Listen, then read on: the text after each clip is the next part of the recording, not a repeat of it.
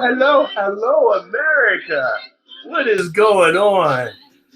Yes, sir, Bob. Now, I know you were getting ready to tune in for the American Craft Beer Week show. That'll still happen tonight. That's going to actually take place here at 9 o'clock, but we thought we'd do a little preemptive strike on an American beer. It's not a craft beer, though. It's not a craft beer. I feel like it might be a little sacrilegious, but we're going to actually take a look at Pabst. Yeah, that's right. I said Pabst. And their APA, American Pale Ale, courtesy of myself, Rod J, along here with Average Joe and, of course, the Beer Patrol. What is going on, Joe? How are you doing tonight, sir? I'm dreading everything that's about to happen in the next 15 minutes. Well, whose idea was this? That's the question. Yours? No, actually, I think it was. So Pabst came out with their American Pale Ale, as most people kind of know out there, and crazy guys that we are, we decided to pick some up and give it a try. I've actually got the 16-ounce can, so a little bit more. Me too. Oh, you got the 16? Does it come in anything besides 16? Have you seen it in the 12s? I have not. I've only seen it in the tall boys. That's it. Okay. So this might actually be a chug at some point if we go to the next one to get some craft behind us to watch our mouth out possibly. I don't know. I don't want to come in with any questions about the beer. Now, I will say I've had this previously, but I haven't done a video. So I was going to share some of the details and talk about some of the tasting notes and things that we get with it as well. So I'm going in blind. So help. So you haven't had it yet? No, I bought it. See, you had to buy a 6-pack of it because you couldn't find a single. Yeah. I was lucky enough to find a single of this for $1.68. So if it's shit, I spent like $2 with tax and deposit. What are you gonna do? Yeah, with a 6-pack, and you know my deals. So oh yeah, you probably paid $1.68 for your 6-pack. I forgot it was on sale, but I think it was like $6.99 or something. So it was cheap enough. It was cheap enough to be curious to try it, right? That's what I wanted. Definitely, I wanted to try because I wanted to see what they had to offer on it, and wasn't as good as the recent Sam Adams New England IPA deal I got, which was the 4-pack for $8.99. Which they still have that on sale right now. I almost picked up some more. That might be that's actually turned out to be a better beer than I thought it was going to be. That's good. So that might be a summer drinker to have, like these shows and stuff. It won't break the budget on all the other stuff that I pay over that amounts on. So I'm going to get this into the glass. And if you guys have any comments out there, feel free to type them in, and we'll keep an eye on that as well. Perhaps APA. So what's your initial think of this one? It's looks like a pale ale. I mean, it definitely doesn't look like a lager. Correct, like like that. It's like an orangey gold tone to it. Definitely quite clear. Yeah, good clarity. Yeah, a lot of bubble action. You can get the bubbles coming through. Mm-hmm. Tons of carbonation. Viewers can actually pick up some of that lively carbonation as it streams up high to get to that foamy head. Oh, baby, it's all the combination, baby. Yeah, but I have about a finger and a half, 2-finger head, off-white. I mean, I will say this. Now, I've had a few of the other ones. This one, maybe it was a little more greener than it should be. I am getting more of a hoppier aroma now than I was previously on the other versions. Dude, this smells like every single pale ale that I drank circa like 2004. And I wasn't even drinking then.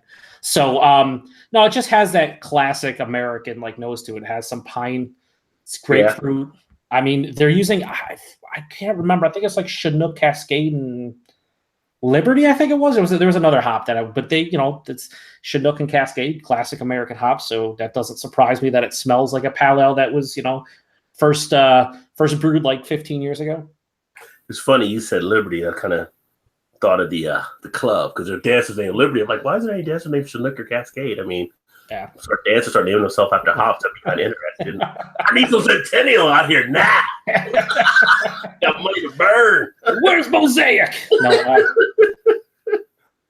I mean, honestly, first impressions, it doesn't smell bad at all. It smells like an old school West Coast IPA. The citrus, like white grapefruit, a little bit more of a bitter grapefruit, some pine resin.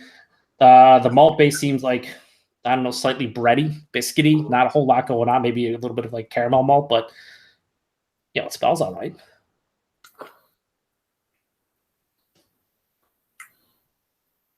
Tastes a little better than what I remember from before, but get a little bit of that sweetness in there still. Get a little bit of pop of flavor.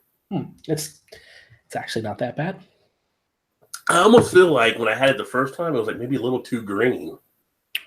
What is this, a New England style IPA? We're going to need you to settle down, Rod J. The date on here, I'm trying to see. I have a stupid code that says like 0438L1342FL. Yeah, it's like some Maxwell Get Smart code in there. They have to be relatively fresh. I mean, I picked them up within the last couple of weeks, so this is not bad. But what this isn't is anything special. It reminds me, like I said, of an older school West Coast pale ale that's not as intense as some of the better ones. It has everything you're looking for. The pine, grapefruit. It's well balanced, not overly bitter. It drinks. It's actually relatively clean, crisp, refreshing. There's nothing wrong with it. Yeah, it's not going to give a run for Sierra Nevada. You're not going to be shaking in your boots or anything like that.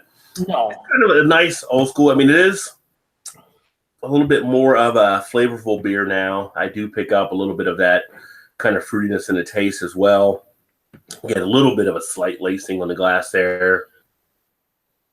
Yeah, has a nice bite on the initial, which I like, and on the back end, it's going down pretty smooth. I mean, you put this in a bar with the other macros, it's definitely a step up from going just straight lagers. So yeah, to me, it's like the equivalent of like, I know it's not the same style, but like Sam Adams Boston Lager. That's kind of like what I think they're going for, something that's approachable for people who drink regular macro beer.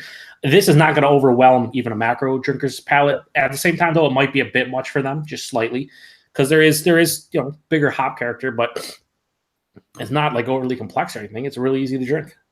Now, the one thing I would say over a period of time would be interesting, because I do know when I had it previously, I didn't try to chug it out, just like you have any craft beer, you're usually sitting there and enjoying it, and that's where it started to wear down a little bit. So coming right out of the fridge, that might be the key to actually going through and really enjoying this, like many macros. Over a period of time, if you let it sit there, you may get some of that sweetness starting to get into it, and the flavor might start going a little bit. But at this point, it's very nice. Yeah, it's fine. There's nothing offensive about this. It's a very inoffensive beer. It's easy to drink. It's not blowing out my palate, and I think that's what they're kind of going for. I will say this though, as a craft beer drinker, and you as you are, Rod, as well, I will never probably buy this again just because it's just right. It's the price is not right.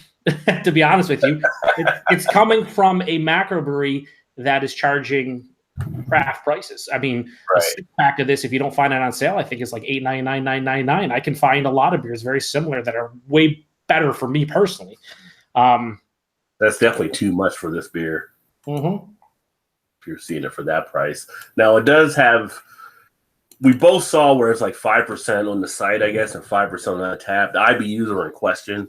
Yeah, I think it's 5% 30 IBU, but there is some discrepancy among the intrawebs. So yeah, but overall, I mean, looking on Untapped, the average rating 3.23 from 4,505 ratings thus far. Total 5659 have drank it. 5154 being unique, but only 4,500 have rated it. Some didn't feel it was worth rating, I guess, or they just drank it on the go. I've done that sometimes. Yep. Now, if I'm going out to like play golf or something, or if I was like back in my day, like playing softball or something like that and everything, I might grab like a 4-pack or a 6-pack of these to take out there to play softball or something, rather than, because I'm not going to waste on a good craft beer, right? But I don't want the lower lager, so this could be a fit there. Or maybe you're going fishing or you're doing some outdoor type stuff. Yeah, it has enough flavor for something like that. But I think for me, I'd be hard-pressed to pass this up for something that's very similar but much more well-executed and just better overall, and that's Sierra Nevada Pale Ale. Like, I think that's 5.5, 5.6. IBUs maybe slightly bigger, but I think that's just as cheap, and if not cheaper, than this beer in a lot of different markets. Yeah. So, I mean, I'd much rather have a beer like that. I mean, Sierra Nevada, obviously the top of the heap when it comes to craft beers. Are like one of the bigger breweries, borderline macro at this point. They're not, but you know what I mean in terms of size. And if they can if this is comparative in terms of pricing, I'd pick that every single day of the week. Yeah, this is there. Now, what they could do is, like, if you get 2 tall boys of Budweiser, 2 for $3 or whatever, and you start having these like 2 for $4 or something like that, I think that's not want to do something along those lines. If you can find it on sale, is basically what it comes down to. If you can get a Rod J deal, they're hard to find. They're hard to find. If you're not in Rod J's area, you probably won't find them. If you're not Rod J, probably still won't find them. But it's not bad. No, the other thing is when I got it before, when I raced around to get it and stuff, I don't know if I had it in the fridge enough. I would definitely say drinking this ice cold is a lot better than when I had done it before. It wasn't as cold as what it is now, which is weird because on the pale ale, you usually don't always want them as ice cold because we want those flavors and everything open up. But again, I do feel like there's a little bit of kind of that adjunct feeling in this one with that sweetness coming through. Not sure if they used it or not. Maybe it's a mental type thing. I don't know, but I kind of feel like it's more sweeter than it should be. Yeah, I think they just maybe a little bit unbalanced the malt side, not really an adjunct, at least for me. I'm not drinking this ice cold. It's about probably about 20, 25 minutes out of the fridge. So probably in like the 50-degree range, 45, 50. It's definitely up there. And I have no problems with it. Okay. Yeah, I mean, it's all right. It does what it does. Do what it do. We have a bunch of comments here that I'll read real quickly. Craig from Kent Beer Reviews, a friend of ours, he says, I'm waiting before the show went on. So told him we'll be good to go shortly. We were. He said he's an offline chat, but with Harry from Blue Nose, Peter Coolest Drinker, and Stuart. Nice. The real Tyler Finkbeiner says, sup, my dudes? Love that shirt, Joe. Yeah. Representing Michigan, baby. What's up, Tyler? Craig then says, sounds like this beer is taking a liberty. See what he did there, Craig in his puns. Joke book right now. Yeah. Down. That's true. Speaking of jokes, Raining Down Your Parade is here. See what I did there? He says, got a question for Rod. I am a brain surgeon, and my boss called me into work. Called me into work in 2 hours. Is there still time for me to get my beer on? Of course. Just get a nice little Kolsch. Yeah, get a non-alcoholic beer. Non-alcoholic, yeah. I would not want you to do that if you were a brain surgeon. No, yeah, I'd recommend against it. I would not recommend that to happen. Yeah. I would also recommend not to ask stupid questions. And then he continues. He says, Ronald/J Terrio said it was like an English IPA. I can see that to an extent, but not for me. English IPA has most English IPAs I've had has a more of an earthy component to the hop character using East Kent Golden Sauce. This really doesn't have a lot of earthiness. It's basically pine and a lot of citrus, mostly grapefruit and like bready caramel malts. So I don't personally see the English IPA, but I mean, if you're getting like a spiciness or some kind of earthiness, then I guess. I wouldn't say English IPA. I would say English PA, English Pale Ale, because I do get that pininess. I do get some earthiness out of it, but I wouldn't go for the hoppiness to be like an India Pale. It's just not there from some of the hops they use for that style for me. Yeah, but I think American Pale Ale is appropriate, honestly. I feel this is, if you've had Sierra Nevada Pale Ale, this is similar to that, but not as good. It's just has similar flavors. You look at the American Pale Ale versus the English Pale Ale. The English Pale Ale has more of the pininess. The American has a little bit more of the fruitiness in place. And it's also more earthy English Pale Ales because they use a lot of their hops are more earthy and spicy, and we're more citrusy. Yeah. So I mean, it's sure maybe I don't know. Then Craig says English IPA ? He says, so it's like Brooklyn East IPA. That's not an English IPA either. From 6 years ago. Yeah, we don't have any 6-year-old Brooklyn East IPAs to compare over here. And then he subbed to Tyler Finkbeiner, and Tyler said basically, thank you. Nick Maxwell Star says Joe flexing his natural comment reading skills. Sure. And then Tim's Brew says, cheers, Tim. And then Eric Gilbert says, cheers, Pabst, baby. Yeah, baby. We're doing from Pabst, baby. That's the road at the beginning of this, baby. It's an all-American dream of a review, daddy.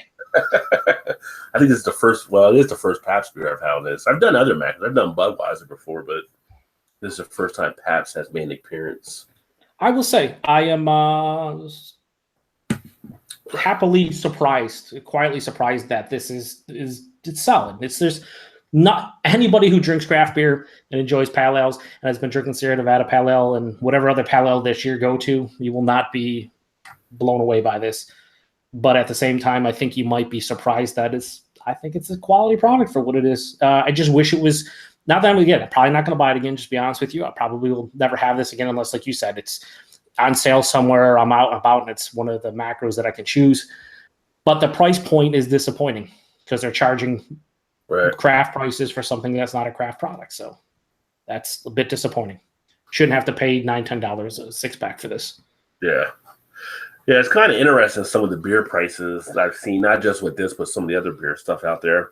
There was a beer, I just uploaded a review on that shuttle train, which was not all that great. And when it first came out, I got it. It was like $5.99 a 6-pack. I said, I'll try this. This is like the Kroger house blend. They're working with Rivertown, just like Trader Joe's has their Trader Joe's thing, right?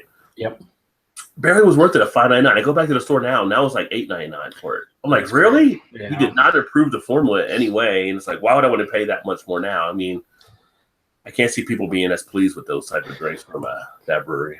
Yeah, and there's a lot of craft breweries that are getting away with it too. The New England style being the rage, and you'll see a lot of these breweries come out and charge $16, $18, $20 a 4-pack because they know people will buy it because it's a New England style, and they just assume that's market value, which it is right now. But not always you can't just, here's my New England style, let's put it in tall boys and charge $5 a can.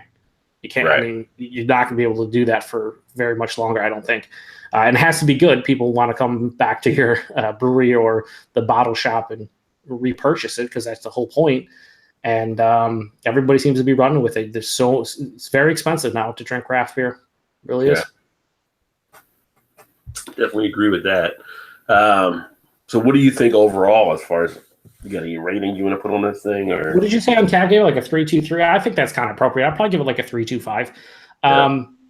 For me, like to that 3.5 range, I don't have a thing where like, oh, I drink it again. But typically, if I give something a 3.5 out of 5 or a 7 out of 10, I would drink it again and have no problems with it and whatnot. And in theory, I would purchase again. I wouldn't go that far because I already said I probably wouldn't purchase it again, but I would drink this. Like if I went to a cookout or a barbecue or something or a party and they had these, I would definitely pick this over a macro and I wouldn't be disappointed. So it has a place, I think. That place needs to be about $2 less per 6-pack. I think you're talking. Yeah, 3.25 out of 5. Yeah, I mean, like I said, our Kroger, they have them on sale right now. I forgot what the price is, but they brought them down. But I mean, they're going off the shelf. People are trying them. I'll give them that. Mm-hmm. So, yeah, I mean, I think a lot of people like us are curious to see, what it's all about. You see Pabst and you see American Pale Ale. Yeah, piques the interest of a lot of people. You want to close up here, read the last comments, and shut it down? Yeah, I can read the last one. Nick says English Pale Ale, a bit more appleberry, fruity, and earthy. Nick, you know what the hell you're talking about. No, but I can see that. Yeah, definitely the earthy part, for sure. And apple pear esters as well from the yeast. Nick then also says Joe selling out to Pabst marketing dollars. Nick, you know damn well you're going to pick one of these up when you come next week, so just don't lie to yourself. I want to see Nick do a chelada review. I'd like to see him drink like 50 ounces of chelada. That'd be fun. Eric Gilbert says, "Does it beat the beer that you're not allowed to talk about on this chat?" No, Eric, you keep bringing that up to me. Eric is someone who's had that beer. It does not. And then Rainier Parade said, "Have you guys had the Pabst Old Tankard Ale? That one was real good and interesting." I actually have not. I have not, and I could have, but I just didn't pick it up when they had it at one of my spots. But I've actually heard good things about that one. Well, that's a throwback. Yeah, and I did see Bum on Untapped when I was looking through. He said that is this Old Tankard Ale rebranded, and I can't speak to that because I've never had that beer. But that's the only comment I like saw that would reference that beer. I've heard that beer talked about like in a positive manner, so I'd like to try it. But I don't think they brew it anymore, do they? No, it was it was brought out for a special thing. I think it comes out again like in the summer. It was like seasonal when I saw it last time, but they actually had it for a case for like $12.99. I was like, no, the price is right, but I'm not going through a case of those. No, certainly not. No. No, never. The last two comments we have is Bart Robinson says, "Hey guys, I think it's decent, but yes, overpriced. I had this, and then the Yards Pale Ale from Philly, which is much better for about the same price, in my opinion. Good job, fellas." And he says, "Yes, the old tankard ale was excellent indeed. They screwed up when they discontinued. That was outstanding." So yeah, I mean, I think that's the general consensus. I think Rod and I don't mind this, but you probably never see us drinking this. It's just there's just too many good beers out there now, and the price point kind of kills it for me. Like it's not. It's a. I would actually say this is a good product for what it is. Yeah. But the price is kind of where it loses me. And then Eric continues to try to get me to say the IP that we won't mention, but he did it in the Chappelle way, so I will give him this credit. He says, "Never had the fear." LOL. So, 5. 1, 2, 3, 4, 5. This is our bar in Canada. Anything Eric says, fear. Yeah, build a wall. Yeah, build a wall right at the Canadian bar, all the way. Take your fifth back. What was I going to say? Oh, so for me, I think on this one, I was having Todd was sending a message for our next show. I rated this a 2.25 out of 5. Oh boy! But on second count, I would bump that up to a 2.5 out of 5 for me. It passes. It passes. I mean, it's better than I remember from before. Like I said, maybe something was off when I had it before. But I think it's decent enough to have once in a while here or there. Again, I'm not going to go out and probably buy it or probably hunt it down or anything like that. But, if I'm sitting there at a Applebee's and it's like, hey, we got Pabst, APA, Budweiser, Coors, Miller, I'm going to go with the Pabst APA most likely. So, yeah, it's all about location. It's all about where you're at that moment, Yeah. But so many of these places now have like Sierra Nevada Pale Ale and Lagunitas IPA and all this stuff. And I'm just like, yeah, I'll take those. I could just break them of that habit of putting in their frosted glass, though. Like, stop putting in their frosted glass. Yeah, they. That's terrible. Baby steps. It's baby steps. They're still learning.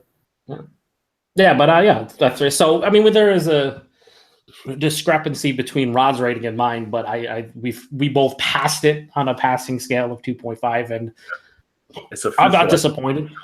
I just clicked it on Untapped, so now it's official. Oh, it's official, baby. If you see my rating on Untapped, then that's official. Yep. Put it down. So thanks to everyone for the comments. Earth showed up and welcome. Earth. And then Bart Robinson mentioned Old Tanker being discontinued, and Craig said, and this is what we'll end the comments, so any comments after this will not be read, but do appreciate everybody commenting, from Craig to Tyler to Raining Air Parade, unfortunately, to Nick, to Tim, to Eric, and to Bart. Thank you very much. But Craig says, good wedding beer. Yeah. If it's not that expensive. Gotta be cheap, baby.